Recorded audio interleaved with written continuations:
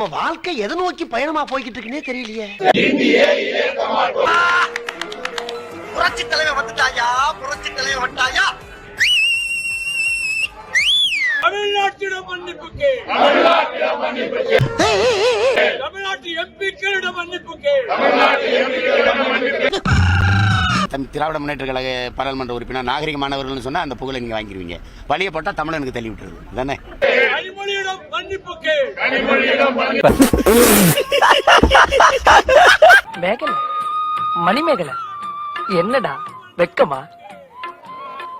பொத்தி பொத்தி வளர்த்த புள்ள மேகலை, அதனால அதுக்கு வெக்க வெட்டு போகல. ஐயோ, எப்படி வளர்த்திருக்காங்க.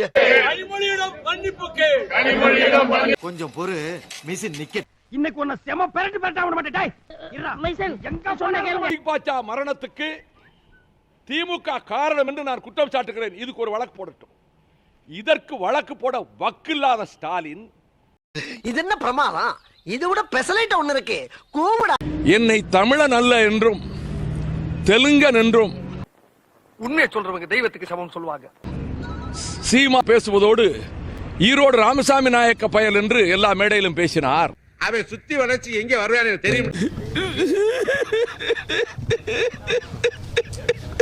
டேய் தகப்பா, இப்ப நான் என்னடா சொல்லிட்டேன்? நீலி கண்ணீர் வடிக்கிற. 2011 ஜனவரி 11ஆம் தேதி மு.க. ஸ்டாலின் தான் மீத்தேனுக்கு கையெழுத்து போட்டாரு. இந்த நாசகார திட்டத்துக்கு கிரேட் ஈஸ்டர்ன் எனர்ஜி கார்பரேஷன் மீத்தேனுடைய மறுபடி வந்தா இந்த ஹைட்ரோ கார்பன். புரிஞ்சதா?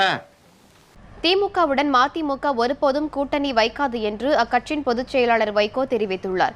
திமுக தலைவர் கருணாநிதி ஒரு இன துரோகி என்று வைகோ விமர்சித்தார். திமுகவுடன் மதிமுக எந்த ஒரு சந்தர்ப்பத்திலும் கூட்டணி வைக்காது என்றும் வைகோ குறிப்பிட்டார். நீங்களா தமிழின தலைவர், இன துரோகி. சார் வடகரி வடகரியாலும் தொடகரியாலும் போலாகுது. என்ன அது? சாப்பிடுங்க சார்.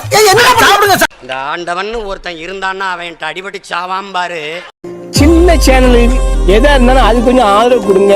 உங்க பொண்ணான கையை கொண்டு அந்த பெல்லில தட்டிடுங்க. அடுத்த பஞ்சாயத்துல மீட் பண்ணுவோம்.